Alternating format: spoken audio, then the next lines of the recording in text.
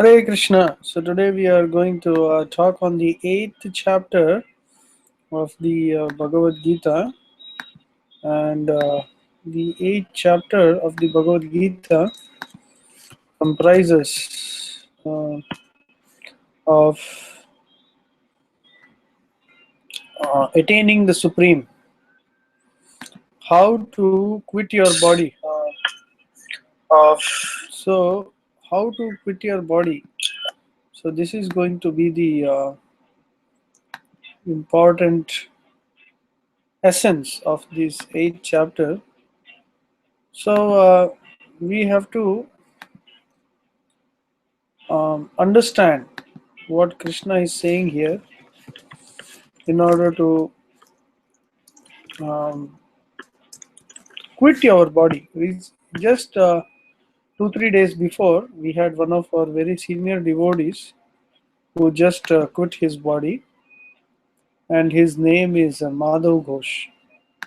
So Madhav Ghosh Prabhu, a very very senior and a very wonderful devotee of New Vrindavan, quit his body just about 3-4 days back, and this was a very very important event for all of us as well, to learn and understand how do you actually quit your body.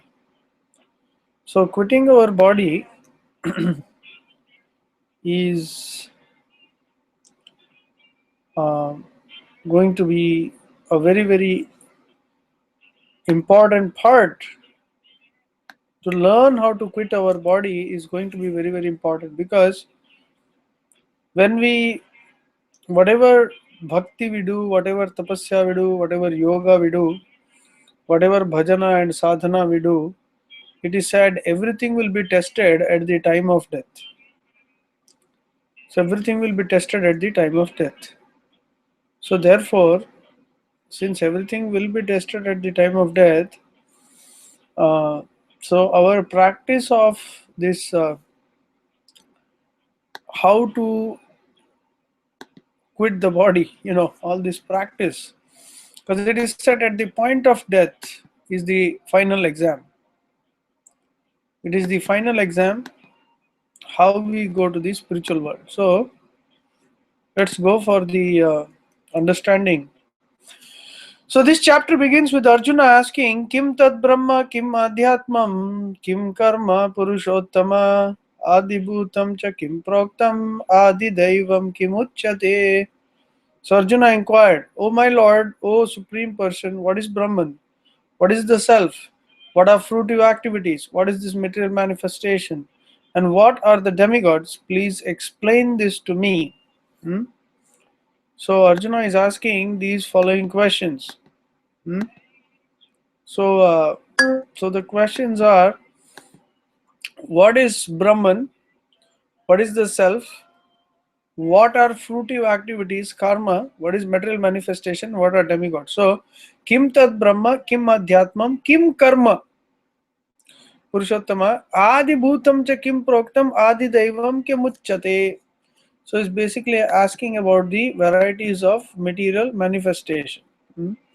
So, what is this variety of material manifestation all about? So that is his question. Hmm? So what is this material manifestation? What are we? What are this manifestation? And what are the devatas? Huh? So he's just asking Krishna to kind of give us a nice definition of it. Hmm? So now what does Krishna answer? So let's see. What are the activities? Huh? So now आदि यज्ञ कथम कोत्र देहेस्मिन् मधुसूदन प्रयाण काले च कथम ज्ञेयोऽसि नियतात्मभिः. He says, continues his question. Arjuna further continues his question. He says, आदि यज्ञ कथम को अत्र. Who is the Lord of sacrifice, and how does he live in the body? O Madhusudana, means in your body, how is sacrifice accepted? Huh? How is sacrifice being accepted in your body? Huh? So that is the question. Then how can those engaged in devotional service know you at the time of death? So here comes Arjuna's main question. So basically he's asking the following questions as to uh, what is Brahman, what is the Paramatma, what is these demigods, and all these things, and he's asking how can all of them know you at the time of death? What is this? Uh, so basically, how does Krishna accept sacrifice within the body? Where does he reside in this body to accept the sacrifice? And how does he reside within the body to accept the sacrifice? And how does uh, Krishna accept this sacrifice within the body? And how do you remember him at the time of death? Why this is very, very important? Huh? So, what are the different sacrifices you can do within the body? Just like eating only prasadam is a sacrifice. Huh? Speaking only about Krishna is also a sacrifice. Chanting the holy names of Krishna using your mouth and only doing that with your mouth, that is a sacrifice. Being satisfied with what you have and keeping your mind fixed on Krishna, that is also a sacrifice. Huh? So all these different things Arjuna is asking. So then Krishna begins to answer. Now, so Arjuna has asked the question, what is Brahman? What are the Devatas? What is how does the Lord of sacrifices, Vishnu, he live within the body? And how does he accept sacrifice within the body? Huh? So those are his questions. So then Sri Bhagavan Vacha. So now Krishna is answering. Aksharam Brahma Paramam Swabhavodhyatma Muchyate Bhuta Bhavodbhava Karo Visargah Karma Samnitaha. So he says, the Supreme Personality of Godhead, now Krishna says, the indestructible, transcendental living entity is called Brahman. So you are Brahman. The Atma is Brahman. Huh? So this is first thing very important to understand. What is Brahman? You are Brahman. So that is clear. What is the next one? His nature is called Adhyatma.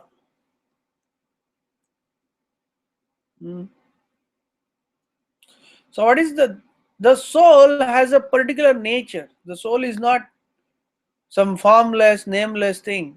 No. The soul has a particular nature. The soul has a particular relationship. That is called Adhyatma.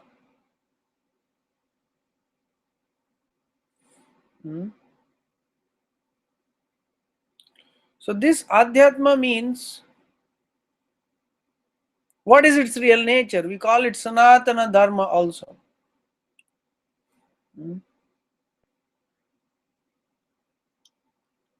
So we call it Sanatana Dharma. So this Adhyatma.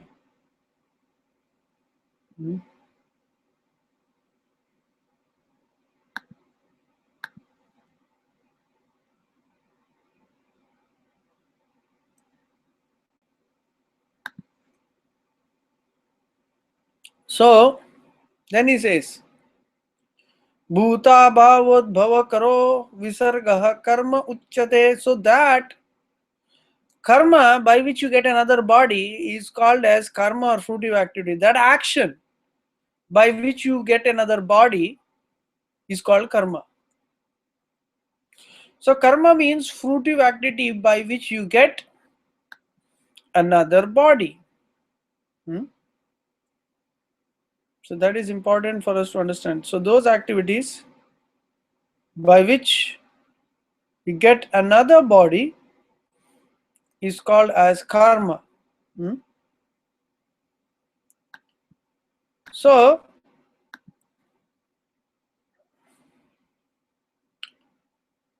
we should work towards developing a spiritual, getting back our spiritual body. So the point is, by karma, material fruitive activity, you get a material body. But one should design one's activities in such a way that he gets a spiritual body. So that is done by akarma. So this is what he is answering. So then Krishna continues to answer. In the fourth sloka, he says, Adi bhutam ksharo bhavaha purushascha daivatam adi yajnoham evatra dehe deha Vratamvara. So he says, the best of the embodied beings, the physical nature, which is constantly changing, is called Adibhuta. The universal form of the Lord, which includes all demigods like those of the sun and the moon, is called Adidaiva. And I, the Supreme Lord, represented as the super soul in the heart of every embodied living being, is called Adhyatma. Very wonderful answers. So Krishna is saying, what is Adi Bhutam?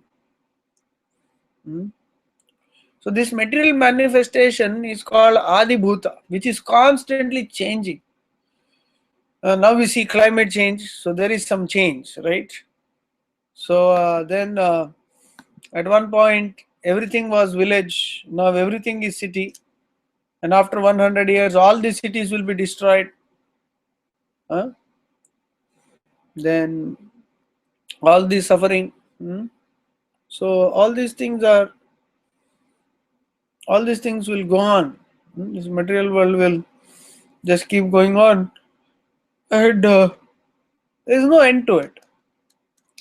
Until and unless all the living entities are completely liberated, there is no end to actually this material world. And the number of living entities, even if you think about it now, which are unlimited, for all of them to get liberated, and actually in a at a certain point it is said that even the Lord wants some material nature to continue for some time so that he can come and do some lila. So we should understand that the Lord has a purpose for the material world as well. So then he says, that is Adi Bhuta. Then he says the Purushas Chadi Daivatam. Adi Daivatam, this Purusha means which includes all the Devatas, like those of sun and moon, is called Adi Daiva. So the universal form of the Lord, which includes all the Devatas, like the sun and the moon, is called Adi Daiva.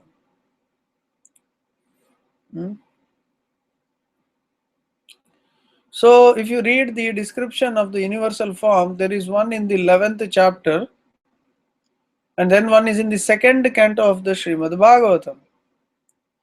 Then also the Purusha Shukta also explains the universal body of the Lord. So universal body of the Lord means it's like an imaginary form, a material form in which you put together, which exists only in the material world. A material form of the Lord, the gigantic form of the Lord. For example, when you look at this earth from the sky, so you look at the whole earth as the body of the Lord. So in all the rivers, they become the veins.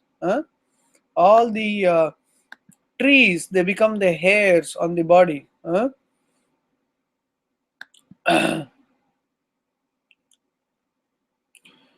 Okay, there is a nice question, so I will answer this at the end. Prabhuji, should we as humans perform karma or akarma, or in other words, should we desire to come back to earth to live life in another body? So very nice question. So let me answer this as you are talking about this. So let me first explain the universal form. So this universal form of the Lord, this universal form of the Lord is the all the this earth, the all the this thing becomes the veins, rivers, water bodies, different parts, all the hairs, the hills on the body, like the different muscles. So the whole earth is like the universe. So this is just one part, but when you put the whole universe together, the sun and the moon become his eyes, right? And then there is his hands, the different planetary systems, they become the body. Some becomes the Brahmanas are his hands. So the Brahmanas are his head, the Kshatriyas are his arms, the thighs are the Vaishyas, and the feet are the Shudras.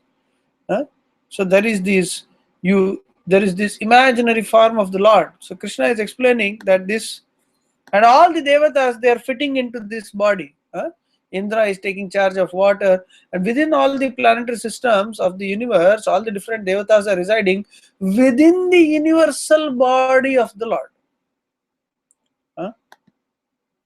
So this huge universal body of the Lord. So this is called as Adi Daivam. So this is called Adi Daivam. So then he says, wonderful. This is the end is very wonderful. He says, and I, the Supreme Lord, represented as Super Soul in the heart of every embodied being, is called Adhyatma. So Adhyatma. So within our heart, there is a form of Vishnu. I explained this numerous times in my different classes. So within our heart, there is a form of Vishnu. Can you imagine? In your heart, there are two people. One is you, Atma, and another is Paramatma. So both are residing in the heart, region of the heart. So he's saying, I am staying there as the Lord of sacrifice. So this body is meant for sacrifice. And the Lord of the sacrifice is Adi Yajna, and he is the super soul in everybody's heart. So this is very, very important for us to understand. So yeah. So now I come back to so this body is a temple, and it is meant for sacrifice. And who is the Lord of said sacrifice? Lord Vishnu residing within the heart. Now I come back to the question by Vishalji. So should we as humans perform karma or akarma? In other words, should we live life in another body? So the answer is very simple, that Krishna does not want us to live in this material body. So Krishna does not want us to live in this material body, and Krishna wants us to get liberated from the cycle of birth and death. So Krishna says that one should perform akarma. Akarma means you live in such a way that you don't gain karma. We have to eat every day. So what do we eat? We eat Krishna Prasadam. We have to talk every day. So what do you talk? You talk the Bhagavad Gita and Bhagavatam. So you have to, of course, you have to earn your money, you have to take care of your family. But what do you do with your family? You make them devotees of Krishna. Every morning and evening we chant the holy names of Krishna, and we cultivate Krishna consciousness. We help our family actually become devotees. So morning and evening, what do? We get together in our home, we do puja, we do sankirtan, we chant the holy name. So this is how we should be. So we should act in such a way that we are able to chant. We should chant, we should hear, we should worship the Lord with great love. That should be the goal of our life. So we should not desire to come back to this earth, because the thing is, one karma can lead to thousands of other births, and we really don't want to get into that cycle of birth and death again. because that means again forgetfulness of the Lord. So Krishna is saying in the Bhagavad Gita, "Na tad bhashyate suryo na shashanko na pavakah yad gatva na nivartante tad dhama paramam mama." So Krishna says in the Bhagavad Gita that the spiritual world of mine is neither illuminated by sun or the moon, um, nor is there need of electricity. Yad gatva na nivartante. Once you go there, then you will never come back here. So that is what Krishna is saying. Hmm? So Krishna is saying that once you go back to the spiritual world, you will never come back to the material world. So what is the problem? Huh? So that is the biggest thing that what we can gain. So Krishna wants us to gain that. So Krishna says once you go there, you don't come back. So this material life you have to tolerate a lot. You have to tolerate a lot of people. Sometimes you might not be even doing well, trying to get along with devotees and everything. So material life means there is pain, and it's like a wave. Just like we see, there can be suddenly some war somewhere. There can be suddenly some situation might change, and we might, like you see, these, for example, these all these different, when wars happen, what happens to the women? It's really bad.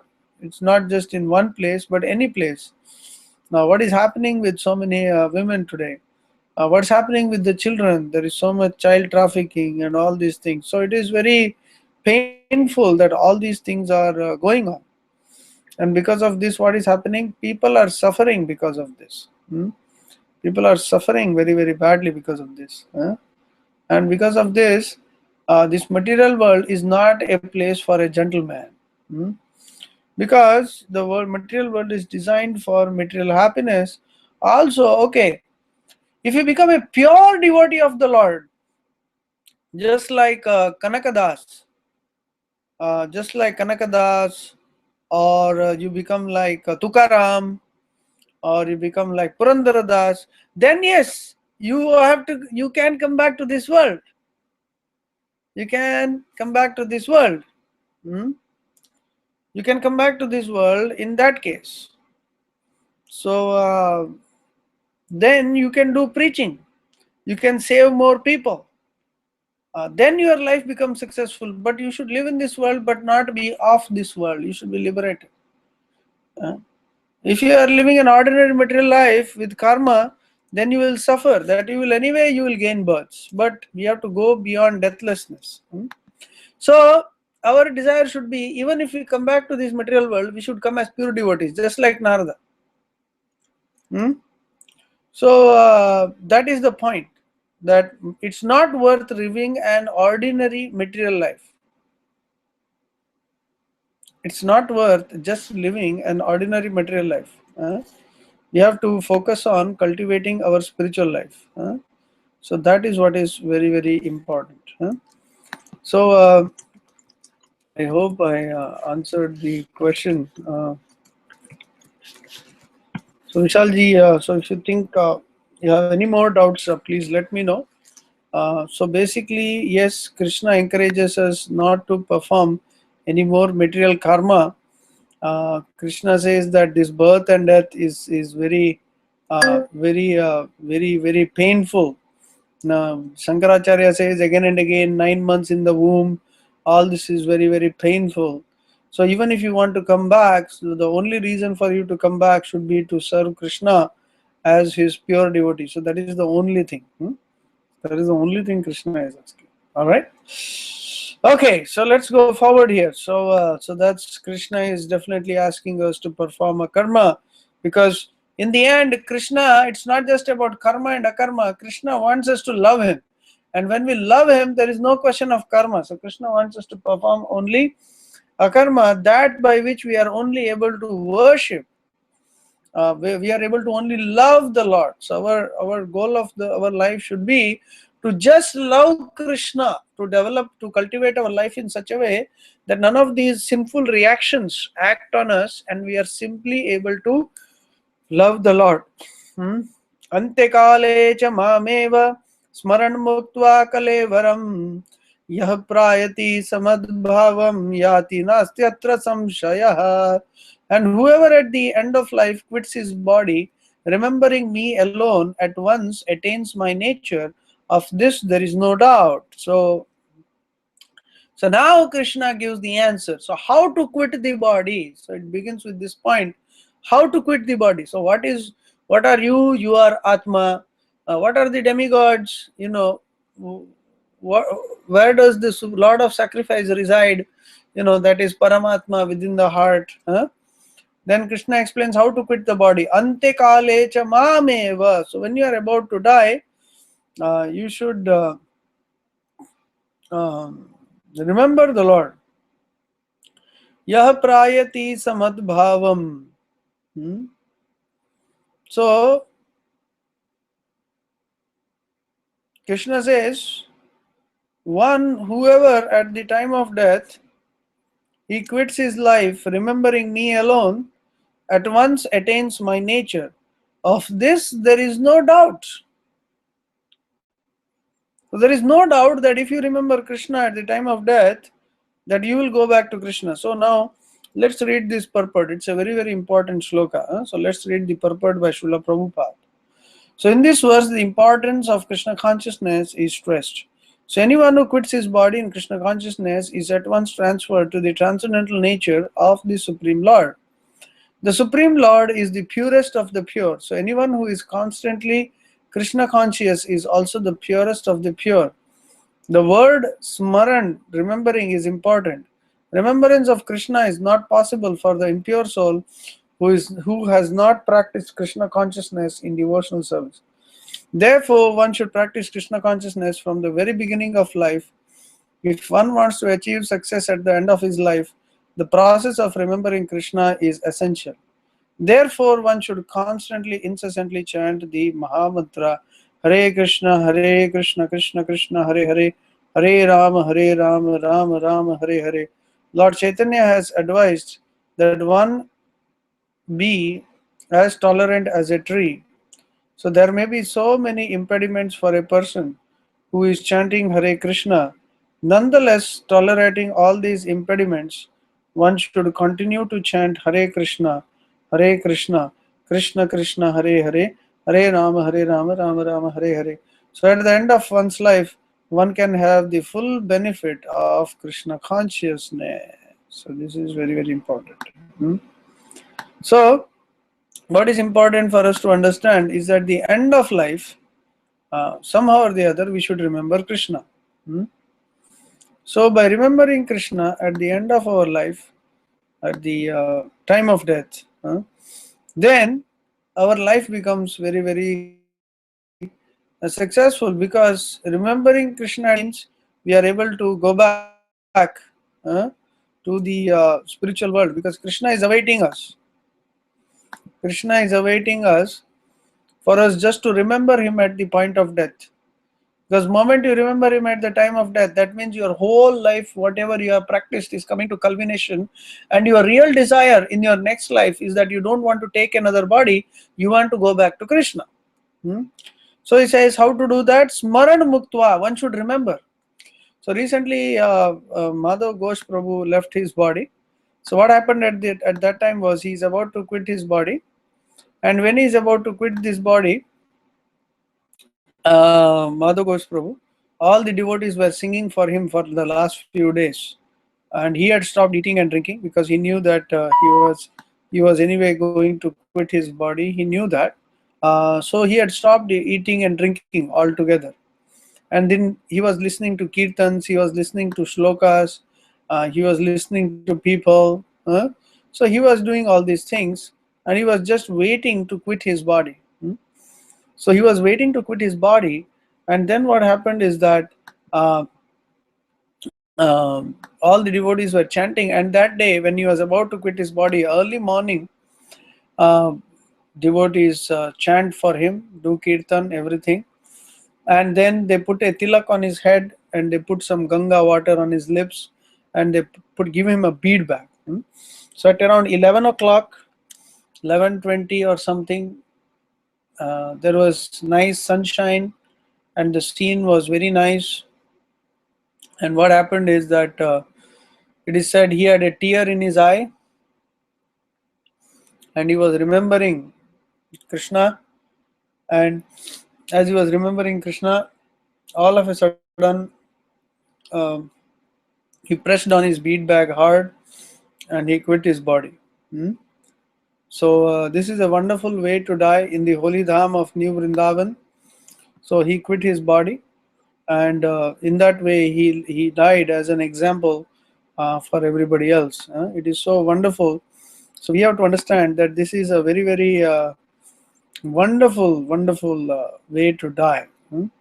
So we should also cultivate uh, um, such consciousness that when the time of death comes, when the most important exam of our life comes, then we are prepared for it. So we should understand very very nicely.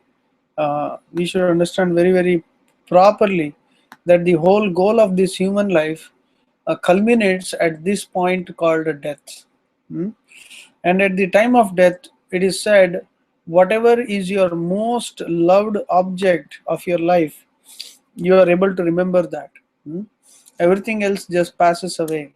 So if you are able to remember little Krishna, if you are able to remember Krishna, Radha Krishna at the time of death, Chaitanya Mahaprabhu, Guru, you are able to remember Vaikuntha, you are able to remember your favorite devotee, you are able to remember your favorite deity, you are able to remember Ganga, you are able to remember Yamuna, you are able to remember Tulsi. Then with all these things, you will actually go back to the spiritual world. So this is the most wonderful thing. So quitting the body is not an easy thing. It is said quitting the body means the point of death is like biting of 10,000 scorpions. And when 10,000 scorpions are biting you, it's not an easy thing to remember something. You are in a very painful condition. And in that painful condition, you remember what is most dear to you. You remember what is most dear to you. So what is most dear to you? So if Krishna is most dear to you, so then that's what you remember. So you have to remember Krishna. So similarly, you have to remember that you have to remember Krishna is your most loved. Krishna is your most loving dearest friend, and he's awaiting. When will you? Uh, when Krishna is actually waiting, when will we actually become fully Krishna conscious? Huh? So that we are able to love him with all that love. Huh? So this Krishna consciousness means to purify our heart and develop that love. And when that love, when we remain in that same position till the point of death, when that love remains, and at the point of death comes, then Krishna, then death becomes like as soft like a flower, because Krishna takes the devotee immediately. Immediately, because although there is pain, but that effect he will not bear that effect of that pain, because Krishna is acting, and immediately he will take him with like a flower, like a beautiful flower.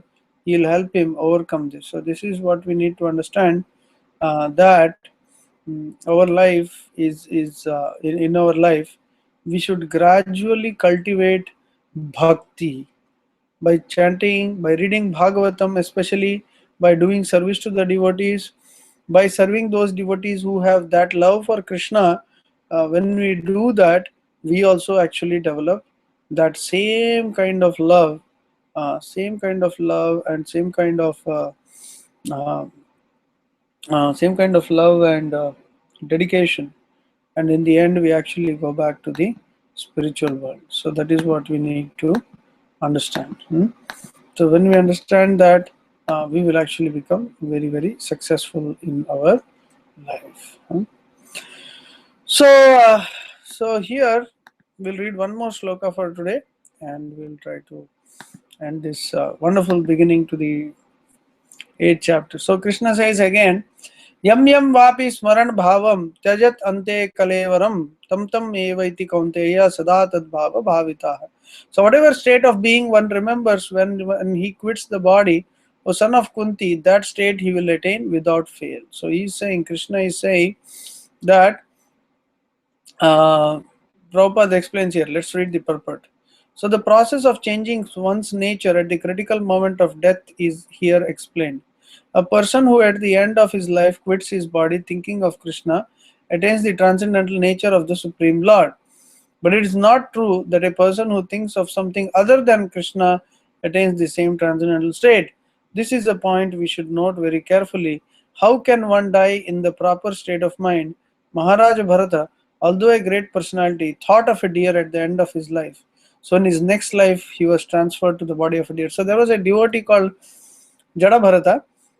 His name was Bharat Maharaj. The whole India, Bharata, is named after Bharat Maharaj. So then what happens is this Bharat Maharaj, somehow he is in great bhakti, but at the same time, because he is living in the forest, he somehow falls in love with the deer. And then what happens is that because he is in love with the deer, somehow or the other, at the point of death, he is able to, he somehow or the other, he remembers that deer and he becomes a deer in that next life. So that is the problem. So therefore, one should not deviate. One should not, although he became a deer in his next life, he could remember his previous birth. Then he became a devotee as a deer. He went to Rishi's ashramas and listened to Katha. He was a very peaceful deer. And in his next life, he became a Brahmana, and then he was able to quit his body and attain the spiritual world. He was very careful in his next life.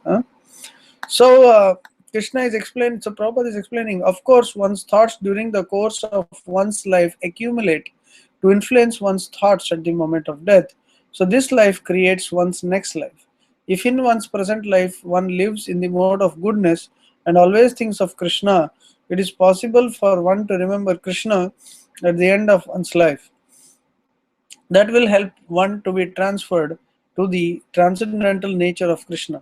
If one is transcendentally absorbed in Krishna's service, then his next body will be transcendental and not material. Therefore, chanting the Hare Krishna, therefore the chanting of Hare Krishna, Krishna Krishna, Hare Hare, Hare Rama, Rama Rama, Hare Hare is the best process for successfully changing one state of being at the end of life. So we should understand very, very clearly that this is very, very special. This is very, very special, and that whatever you remember, suppose you are angry. Prabhupada said that we should not have any enmity towards anybody, because then if you remember your enemy, suppose an Indian, when he dies, he remembers a Pakistani out of his anger, or say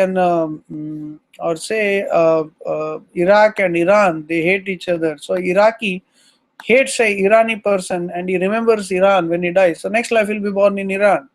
So an Indian, he remembers a Pakistani in his next life, he'll be born in Pakistan.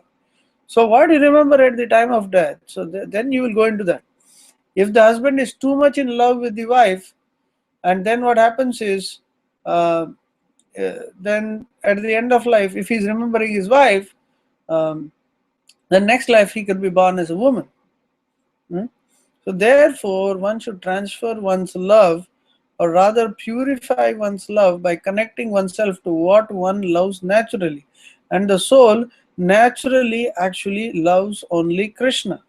So when we cultivate that love for Krishna, then we will actually be free from all the suffering. When you when you get liberated, do you go back to God as an Atma or as the body you are? So nice question. You leave this body here, right?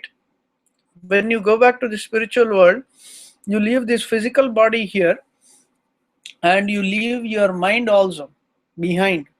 And what goes back to the spiritual world is only Atma.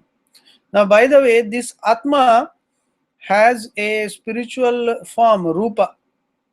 The Atma has a spiritual form. So this form of the Atma is something like, for example, Krishna's friends are the Gopas.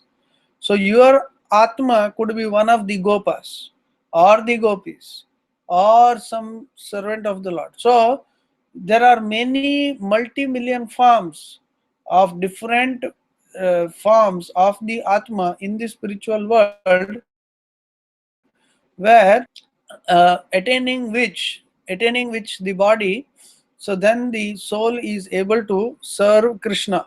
Hmm? So attaining which the soul is able to actually serve Krishna.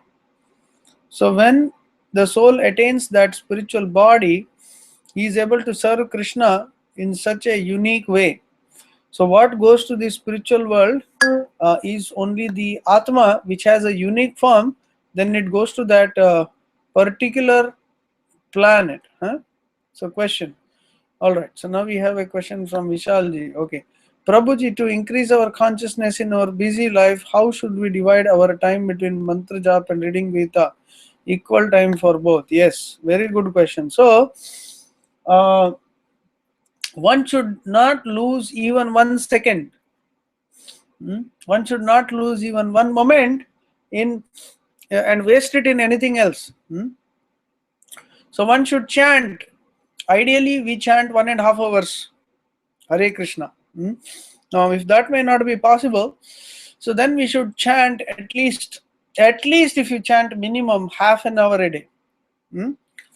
Because any spiritual activity you do should be done at least for 24 minutes to get some effect. So at least half an hour chanting, and what you should do is also there are several lecture CDs of Prabhupada. So when you drive to work, we come back home, so that CD can always be playing. So you are listening to something. Hearing is very, very important. Like you are getting more knowledge by this hearing. So when you hear Prabhupada's lectures, or you hear different kinds of lectures that you are continuously playing, or you can play on YouTube, whichever is practical in your home. So all these things, when you hear, you actually get when you hear them, you actually get the spiritual strength.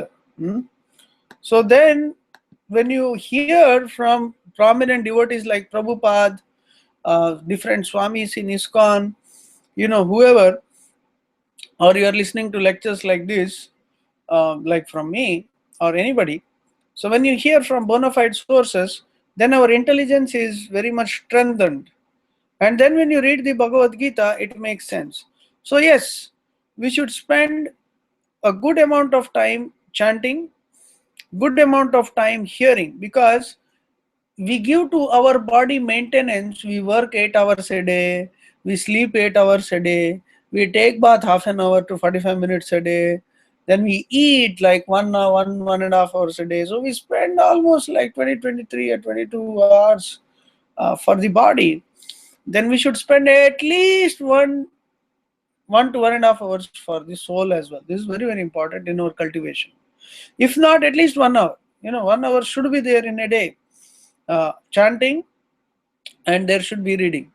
So, but when you do it consistently, that's when you get the best results. So even if you give that much time, but you do it consistently, regularly, consistently, then you see there is a very strong sanskara that develops in your mind. And when that strong sanskara, this becomes a habit in the due course of time. And when habit becomes mature, it becomes your nature. So one should work hard towards developing it into a habit.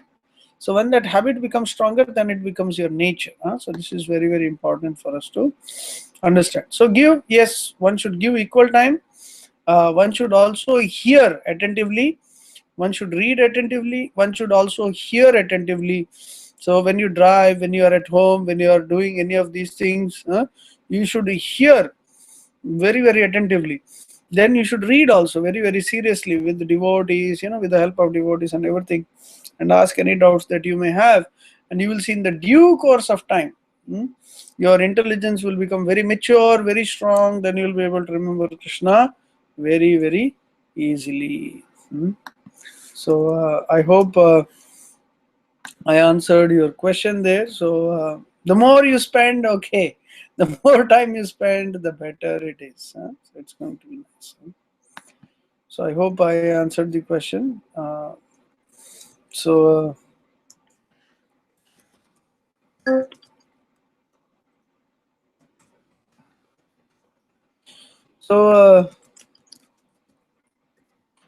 I hope I answered everybody's question. and I welcome more questions like this. It's very nice when we have more questions. So, Chris ji, I hope I answered your questions as well. So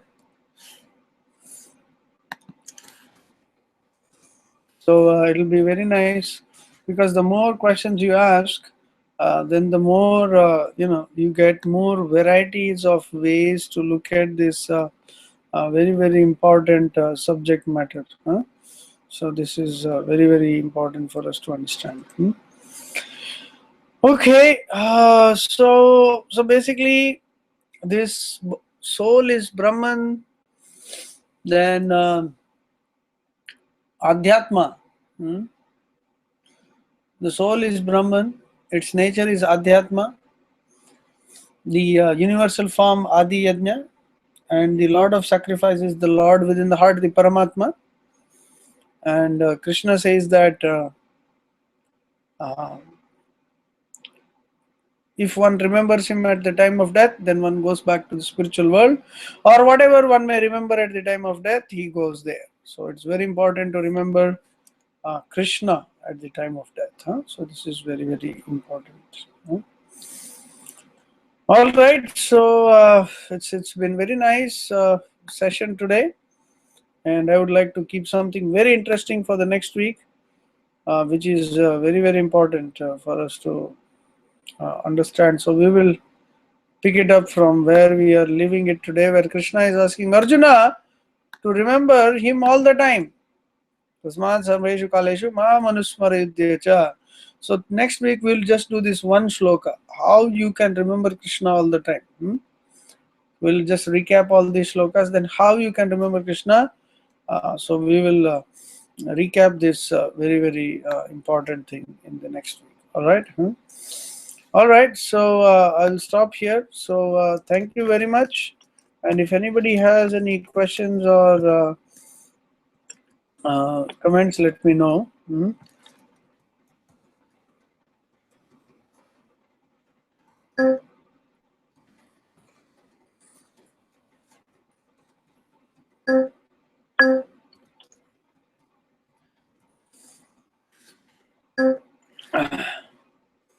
All right. So looks like we had a very nice session today, and I thank you all for participating. Both of you who are on the phone and those who joined via the live webcast as well. And I thank you all. So thank you very much. Hare Krishna. So I will stop here. So I'll see you all next week. Thank you very much. Hare Krishna.